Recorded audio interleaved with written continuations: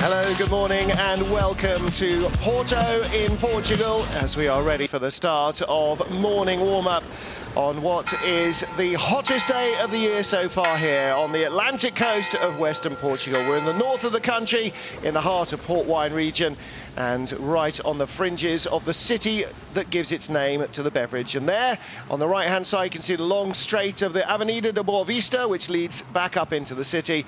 And on the beach side, around the Parco de Boa Vista, is this circuit that was in 1958 and 1960 the home of the Portuguese Grand Prix. And this weekend, the venue for rounds 13 and 14 of the FIA World Touring Car Championship. Well, good morning, everybody. Wherever you join us, you're very welcome. Martin Haven, and alongside me in the booth, Harry Folkard and H. Difficult enough a challenge, a street circuit. Yesterday in qualifying, the temperatures 63 degrees on track. Quite astonishing. Yeah, you're right. Track temperature was absolutely massive yesterday, and we worked it out before. We thought it was a combined temperature of about 140 degrees. So it's a lot of work for the tyres to be doing, but it's not a massively high abrasive circuit. But as you mentioned, Martin, learning a street circuit, it's a much different kind of task than driving around a normal circuit. There's no margin for error. You have to drive pinpoint accuracy all the time. All the lap times, there's a lot of balls in this track. It's quite a bumpy surface as well, so there's a lot of technical things to learn, and see the guys before, they might have a bit of an advantage today. The field have been here before. This is the third time we've raced here. 2011, Ivan Muller was a winner, so too, beg your pardon, Ivan Muller wasn't, was he? That was on the weekends he didn't win. Alain Menu and Rob Huff, his teammates, were winners. And the first visit here took Chevrolet's first ever 1-2-3 result. Well, this year Chevrolet again in a very strong position, no longer a factory team, but Ivan Muller qualifying comfortably on pole. Teammate Tom Chilton was second, and another Chevy, that of Michel Nukia, racing in memory of Alan Simonson this weekend. He will start in third place. Of course, Harry, the big news on everybody's minds is the confirmed arrival of Citroën as a racing force next year with Sebastian Loeb, and also new regulations. Cars going to have more power, more dramatic aerodynamics, and slight changes to the suspension as well to really deal with all that power. But the good news is seeing more manufacturers looking at the World Touring Car Championship as somewhere to go and showcase their prowess. Yeah, exactly, and it's good to have these tweaks every now and then. I know it's quite a controversial one because obviously there's a lot of cars out there which haven't, they'll need a development package and an upgrade, but I think generally speaking for the championship it's probably a good thing. It does occasionally get a little bit stale. Well, we've all been there, haven't we? Now that bonnet will be substantially bent over the roof of Freddie Bart's BMW. Yeah, bonnet clips are there for a reason, aren't they? You might just be able to see it in the little gap in the middle. In your lap and diagonal seatbelt, you could lean down, but in a 4-point harness, you are pinned in, so you cannot move at all, because if you have a big crash, you don't want to be flying around inside. So he has somehow found a gap. Well done, you. But you can see the bonnet has no bracing. It is basically just a thin panel. It's the exterior panel, and any other bracing that would be on your road car has been removed for weight purposes. And so hopefully the marshals will be able to pin it back down. And talking about pinning, of course, Freddie racing here with a badly broken hand that has been pinned and plated. And the first time he took the bandages off were to put his gloves on yesterday for free practice. So he's having a bit of a tough track to race with a broken hand. Yeah, definitely. I mean, it's MotoGP stuff, that, isn't it? Normally drivers in racing cars don't tend to break bones as regularly as a bike rider might, but we heard yesterday about what was it, Lorenzo, who had a broken collarbone and managed to get it all pinned back together and managed to make it back out for the race. And I suppose this is not a million miles away, but possibly not as painful as Yeah, well, the collarbone the weekend you wouldn't before. want to be sitting in a 4-point harness or a 6-point harness with a broken collarbone, that's for certain. No. So that would rule you out as a racing driver, definitely. But yeah, Jorge Lorenzo just showing again that bike races are definitely made of a very different fibre to most people. Let's hear from local hero Thiago Monteiro. Here we go for a lap around the Porto circuit. We're coming down the pit lane and the pit straight through the first hard braking, going downhill and quite bumpy here, as you can see. A lot of movement, important re-acceleration here. Just along the beach, a lot of sand on the track sometimes here. Tricky braking because you're never really straight. There's traffic here. Another important corner. Important to accelerate early because we're going uphill now. Third gear, fourth gear now, fifth gear, and the first chicane. Third gear, a bit of touching, big jumps. Here we go to the long straight line, probably the longest one. Very tricky track, slippery as well. Not a lot of grip, of course, it's a straight track. Yet another third gear. Very close to the rails, of course. And here we go for one of the first second gear corners. Flat out here. Quite easy. Just a little bit of braking and back on the gas, fourth gear. We're right here, the very technical and slowest part of the track. Here, very slow, be careful with the traction. We go up the hill again. One of the most difficult corners here, bumpy and off camber. Here you go.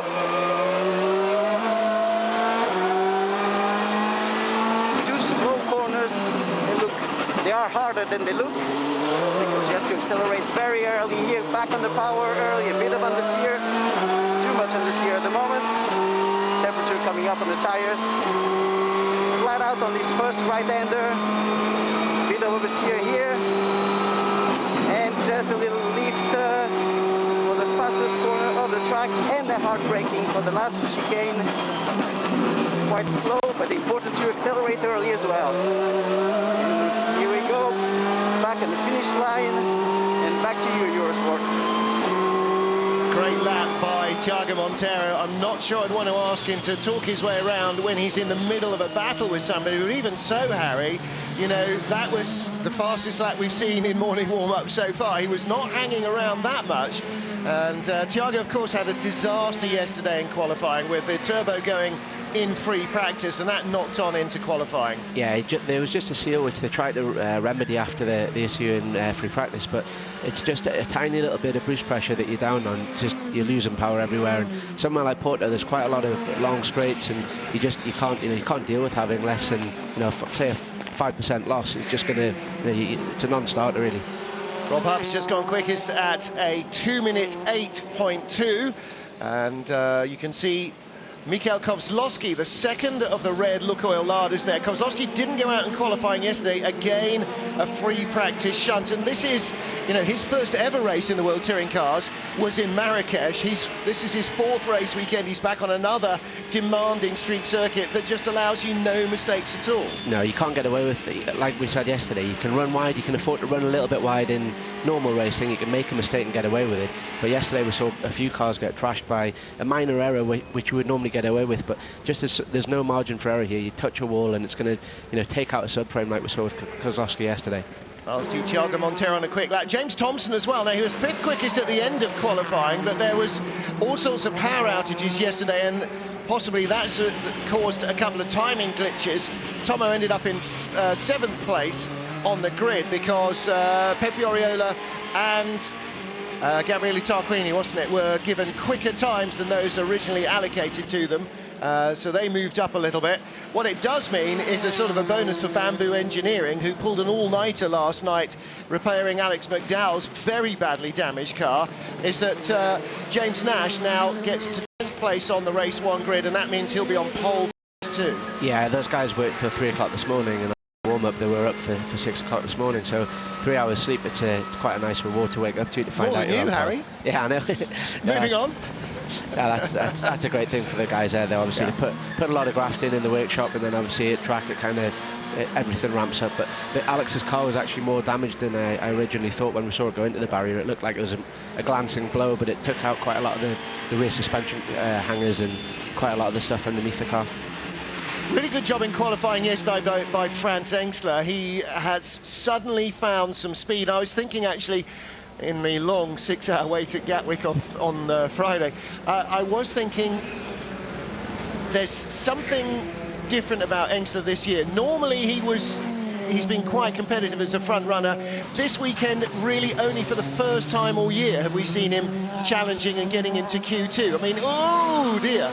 He's looked really off the boil all season long, and suddenly he's come back, which is not a bad thing for the team. No, and we just saw that lap there where we saw him get a little bit sideways. He put the fastest second sector of anybody in, and it was quite a good lap actually, 5th overall and fastest independent. But obviously Engstler's got a lot of experience. He's one of the more experienced guys on the grid. He's done loads and loads of racing over the years, and it's been a little bit disappointing this year for him. He hasn't quite performed as we might have expected, but I'm sure we'll see him come good on. These are the sort of circuits which it is all about experience and knowledge. On board with James Thompson, this is a view from the Larder. You hear the suspension chirruping away. Blue car there, that's Oriola's brand new toy. This is his Chevrolet Cruze.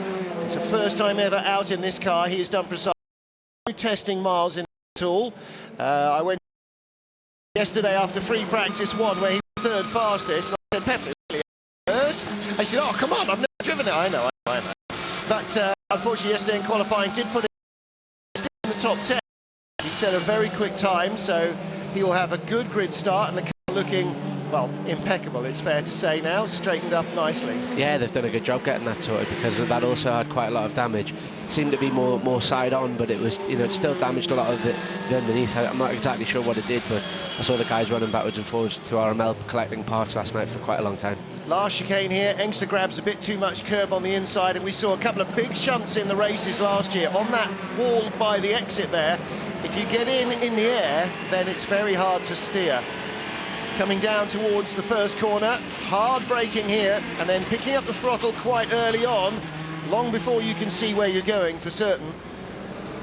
And of course, when Sebastian Loeb arrives next year in his new Citroën, whatever it's going to be, DS3 or C3 or whatever they end up using as their chassis, then he's going to have to make do without the pace notes alongside him. It's something that he's got a little bit of experience of, having raced at Le Mans and done Porsche Super Cup and a couple of other bits and pieces, and he's trying to bring his racing experience up. But what the team really need is a driver who knows what a good touring car feels like, because Loeb clearly doesn't, and Citroën Racing clearly don't. They know what a good rally car feels like, they don't know what a good touring car feels like. So the question marks now are on his potential partners. Who might it be? And certainly the guys at Citroën Racing were saying, well, it's got to be one of last year's top 3, really. So the problem with Rob Huff is that it's going to be a very francophone team. They are all French, they all speak French, and when you're developing a car rather than racing a car that already works, being able to translate exactly what it is you mean is going to be absolutely critical. And so that reason, perhaps, going to make it a little difficult for Rob to really lead the development in the way that they would need. Ivan Muller, therefore, definitely a candidate, and there's no question he would love to be in a front-running, especially French factory team. And then the other candidate would be Alain Menu, who's already done a little bit of testing for them on a test hack they made out of a tarmac spec rally car that they'd adopted. And maybe Menu might be the guy again that might lead their development on. It's going to be interesting to see where the contracts end up. Yeah, you're right. I mean, it's such a... Obviously, Sebastian's got so much talent in the rally car, and there's no doubting that you'll adapt your touring car like a duck to water, I'm sure. But there are some certain little differences which they're going to have to pick up on. Obviously, the front-wheel drive rather than four-wheel drive. They are a very different type of damper as well, and the cars, inherently, they are based on a similar platform, but in reality, driving-wise, they're totally different. So you need somebody who knows exactly what a touring car needs to do and when it needs to do it. Because we're talking like tenths of a second to make the difference between being a world champion competitor or struggling around at the back. Well, you're absolutely right. I mean, the top 10 are covered by 1.2 seconds, but the top 9 just by 7 tenths. And in fact, 8th place Mehdi Benani 0.798 off the fastest time. Michel Nukia 0.799 off the fastest time. Just a thousandth of a second separating those two guys. You do have to be very close to the pace. Of course, Sebastian Loeb started in French tarmac rallying, Super 1600, which is essentially start of the stage, nail the throttle to the floor and hang on. So front wheel drive and hanging on may not necessarily be that much of a difficult reconversion for him. Of course, it's 15 years since he did that, but the main impetus is going to be for Sitchin to get the car right first time out. And like Honda came with the avowed intention of trying to win the championship in the first year. Okay, that may well not happen, but they've got a car that is capable of winning races, being on pole and running at the front of the field all the time. Thiago Monteiro, fastest so far this morning as you watch Gabriele Tarquini working his car round. It's also really important for Sebastian to have a proper teammate that he can compare data with. They can get some serious data from one of these guys, and they know that he can, because Sebastian's obviously got the talent, as I mentioned, but he will have to adapt his driving style, and if he's got some data to compare it to, it's almost like having an instruction manual sat next to you. You can look at it and say, yeah, I need to get on the power radio, no, I need to brake later, or I need to brake sooner, or all these tiny little differences, they make the difference between being a front runner or a mid-pack runner. And he will develop his own driving style. But again, you know, if you've got somebody like a Muller or a Menu or a Huff saying, okay, no, keep it pinned here and just hang on, it's supposed to feel like that. You know, we're talking to Pepe Orioli yesterday about his Chevrolet as we watched a little bit of straight line in chicane, and he said, if you didn't know, you would swear that the Seat is the quicker car because the power comes in so much more aggressively, the chassis so much more aggressive, and the Chevrolet feels smoother, more relaxed, more leisurely. He said it's just quicker, it's better sorted out. The Seat feels more aggressive, and this is what Rob Huff said when he was going the other way from Chevy to Seat. He said, no, this car feels really quite aggressive and quite, you know, on the nose all the time. It's a shorter wheelbase car, it's got a slightly less advanced suspension perhaps than the Chevrolet, and it feels more raw, and you know, looking at the Norbert Mikulec here in the Honda looks like that as well. Because it's shorter wheelbase, it really looks quite an edgy, aggressive car that you really have to drag around to get a time out of it. Norby goes fastest, 206.3 this morning, and with the track temperature being low, I mean only in the mid-30s probably now, the sun's only been up what for 3 hours, so it's probably as quick as these cars are going to go all day. Yeah, you could see, I mean, this morning the track's probably a little bit greener. Obviously, it wouldn't have rained or anything last night, but the road opens again as a road. I went down that road yesterday in a taxi, and you know, that sort of stuff doesn't help. You know, it drags different rubber on, it drags dirt around. You can get a bit more dust and just general junk off other cars. That won't help this morning, so we'll lose a little bit of time because of that, but certainly in race 1 I would expect them to see them go a little bit faster, but maybe race 2 when the track's searingly hot they'll probably go slower. Checker flag is out at the end of morning warm-up. 15 minutes of intense sweating predominantly by the drivers in what are still high ambient temperatures within these cars. Air temperature yesterday in qualifying 36 degrees, track temperature was 63 degrees, and that's not Fahrenheit, that is Celsius. So we expect the first race at 11 o'clock this morning to be not quite so hot. Second one is at 5 o'clock this afternoon. Gee, we're right by the beach and we've got 5 hours between races. I wonder what we'll be doing. That was a fantastic lap by Norbert because he's almost a full second ahead of Montero, who's obviously in the same car but run by the Works factory team. And that's one of the great things that the Zengo team are finding, is that they can go toe-to-toe with the Castrol Honda factory cars and give a very good account of themselves. They will be often as quick, if not quicker. So Mikulec fastest for Honda, Montero second fastest for Honda, Huff third for Seat, Thompson fourth for Lada, Oriola, the fastest Chevrolet, in 5th place ahead of Tarquini's Honda, Chilton's Chevy, and Freddie Bart, the best BMW, in 8th ahead of Franz Engstler. Ivan Muller in 10th position, probably not that fast. He's starting a street race on pole. What does Monaco tell us? Tells us that that's, well, at least a third of the job, and in Muller's case, probably half the job. And Huffy running up behind Ivan. Wonder what that was all. Oh, yeah, it was behind Tom. Give him a little nudge. That's on the run down to the pits. Tom having a bit of a mims, and Huffy a little bit disappointed with that.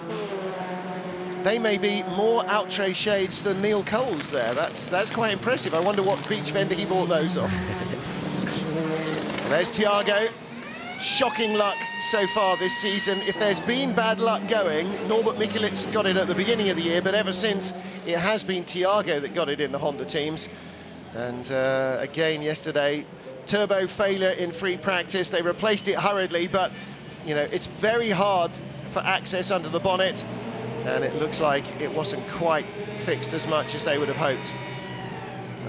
Again, they gather in post-mortem there was a pressure seal that didn't quite hold all the boost pressure, and so Thiago was off the boil, and I'm afraid going to start his home race on his home track in his home city, right towards the back of the field.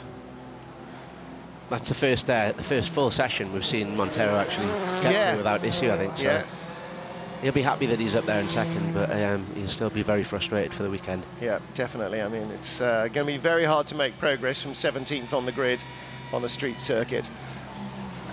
Oh, he was still fully lit. Yeah, still fully lit on his way back in. Sometimes the guys will do that. They'll come in hot, as they call it, and that's so that they can get some more tyre data from the cars. They can come in and then they say, you know, that's a running temperature, and you know the running spreads across the camber and across the carcass of the tyre. Yep. Which, if you come in on a slowdown lap, you lose that. You know, you lose that slight edge. Well, he had a pretty tough time in qualifying. Let's catch up now with Thiago Monteiro. The home race for Thiago Monteiro here in Portugal, not only his home country but his home city, and it's with great pleasure that I get to talk to you, Thiago, in a positive light. The Honda feeling good this morning? Yeah, feeling very good. Balance of the car was great. That's how we were going to go in qualifying, and no issues mechanical at the moment, so the guys did hard work last night to put everything back together and to check everything. It seems to be all good. So yeah, we lost this opportunity yesterday on qualifying for sure. It was a shame, but these things happen in racing. So now we hope to give a good show to the fans here, you know, and come back a few places, give good overtakings, and show them how we fight. Well, exactly. If you'd started well up the grid, we wouldn't see so much overtaking. You're going to be fighting through the pack all day. Exactly. I mean, going to give me a bit more hard work for sure. It's not the easiest place to overtake, but I'm going to try my best for sure. You can be sure of that. And like I said, really, I only can learn about what happened. We can improve, of course. We can learn about the setup, and we can give a good show trying to overtake everywhere we can. Thanks very much. Well, the other story from morning warm-up is that Tom Coronel declined to take part. As the great Hugh Chamberlain has said on many occasions at Le Mans, nothing good ever happens in morning warm-up. Is Tom down there on the beach somewhere with Pauline and his daughter? He may well be, but he will be ready to race when we go on track for round 13 of the World Touring Car Championship.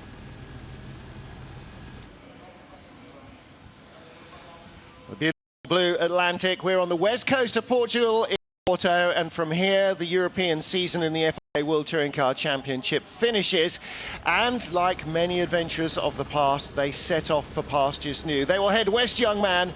Next time out will be in Argentina, but first we've got two races to get through today. Let's hear from Norbert Mikelitz. Fastest in morning warm-up was Norbert Mikelitz, a man who went out in qualifying on your own, Norby, with no one on track to block you, with no traffic, and searching for that pole position. You proved that you've got the time in the car this morning. Yeah, I was very sorry because of the mistake in qualifying, because I don't say first row would have been possible, but third would have been. And of course it would be a much better position for the rolling start, because starting from the outside we will need some luck to stay fourth. So yeah, I'm happy with the car. Overall the balance and the grip felt okay, as you can also see on the times. So I'm confident for the races, but you know, on a street circuit it's always a lottery. A lot of things can happen. We will try to do our best, try to do 2 good starts, and then see what happens in the first couple of corners. Of course, it's not easy to drive a race car when you're feeling ill, and yesterday you weren't feeling great. You're feeling okay this morning? Yeah, it's better than yesterday. I catch the cold. I had some fever yesterday all day, but now I had some rest yesterday evening. I had a good sleep, so now I feel more powerful again. In terms of a driver, obviously you're used to in Hungary having high temperatures like this. How difficult will it be during those races at temperatures of 37 degrees outside? Yesterday it was difficult, even in qualifying. But then you had time to relax, to calm down a little bit, and even in qualifying it was really difficult to stay focused because you are losing a lot of water inside the car, and the temperature inside is almost 60 degrees. So handle that for 40 minutes. It's quite a challenge, but I'm confident because I worked a lot in last 2 weeks to get used to temperatures like this, so I don't think it should be a problem. Thanks very much. Thank you. Well, let's hope Norby feels a little better, and maybe a few hours on the beach to charge the batteries between races will help him. Stunning weather here in the west coast of Portugal. The city of Porto laid out behind us, and the Atlantic at our footsteps. Drivers' Championship being led by Ivan Muller with 100 points advantage over Gabriele Tarquini. Michel Nukia third in the field ahead of James Nash. So some good, strong Chevrolet participation. But Honda's Gabriele Tarquini, their first year in the championship, don't forget, still second in the championship. And that's really what Citroën will be looking to emulate, Harry Folkard, is to come in with a bang. New regulations for next year means that they will be perhaps at less of a disadvantage in terms of development of the new cars. And actually, as a legacy of that, the season going to start later next year as well to allow the teams to develop the cars. Right, well, that's it then from morning warm-up. We will have two races here on the streets of Porto in sweltering conditions. It's already over 30 degrees here, ready for rounds 13 and 14 of the FIA World Touring Car Championship. The hottest day in Portugal this summer, and the drivers will be in their little sweat boxes at 11 o'clock this morning and at 5 o'clock this afternoon. Join us, please. Harry Folkard down in the pit lane with Ben Constangiris and me, Martin Haven. From the rest of the team here, we wish you a very good morning, and we will see you when the cars come onto the grid.